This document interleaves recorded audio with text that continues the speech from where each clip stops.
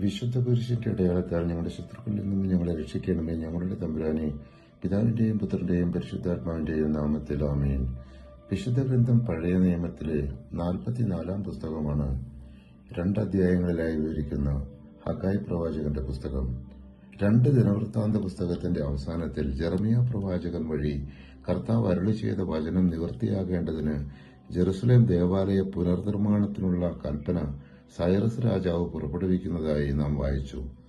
Persia രാജാവായ Cyrus ആജ്ഞാപിക്കുന്നു, ആകാശത്തിന്റെ ദൈവമായ കർത്താവ് ഭൂമിയിലെ എല്ലാ രാജ്യങ്ങളെയും എനിക്ക് കീഴ്പ്പെടുത്തിയിരിക്കുന്നു. യൂദയായിലെ ജെറുസലേമിൽ അവിടത്തേക്ക് ഒരു ആലയം പണിയാൻ അവിടുന്ന് എന്നോട് കൽപ്പിച്ചിരിക്കുന്നു. അവിടുത്തെ ജനത്തിൽപ്പെട്ട ആരെങ്കിലും നിങ്ങളുടെ ഇടയിൽ ഉണ്ടെങ്കിൽ അവൻ പുറപ്പെടട്ടെ.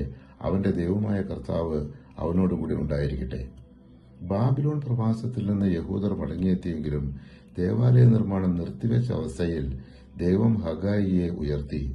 ദേവാലയം പണിയുക, ദൈവത്തെ ആദരിക്കുക, ദൈവം നിങ്ങളെ അനുഗ്രഹിക്കുമെന്നതാണ് ഹഗായിയുടെ മുഖ്യ സന്ദേശം. ദൈവം ആദ്യ സ്ഥാനത്ത് വരണം. ആത്മീയ അവഗണന ജീവിതത്തിൽ ക്ഷാമവും ശൂന്യതയും ഉണ്ടാക്കും. ദൈവത്തിനായി ചെയ്യുന്ന ചെറുപണി പോലും വലിയ അനുഗ്രഹങ്ങൾക്ക് വഴിയൊരുക്കുന്നു. അനുസരണം അനുഗ്രഹങ്ങളുടെ കവാടമാണ്. ദൈവം നമ്മോടുകൂടെ ഉണ്ടെന്ന വാഗ്ദാനം. ഇവയാണ് ഈ പുസ്തകത്തിന്റെ ഉള്ളടക്കം. 1 അധ്യായത്തിൽ യഹൂദർ സ്വന്തം വീടുകൾ പണിയുന്നതിൽ തിരക്കായിരുന്നെങ്കിലും ദേവാലയം ശൂന്യമായി കിടക്കുകയായിരുന്നു.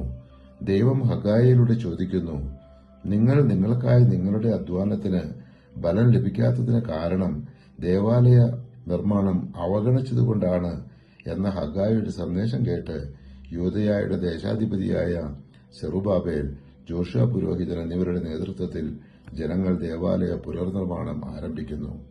2 അധ്യായത്തിൽ പുതിയ ആലയം പഴയതിനേക്കാൾ മഹത്തതായിരിക്കുമെന്ന് ദൈവം ജനങ്ങളെ പ്രോത്സാഹിപ്പിക്കുന്നു.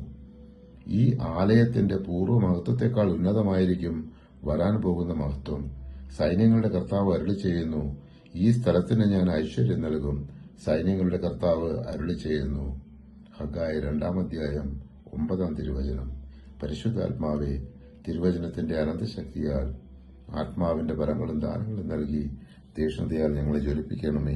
ആമേൻ.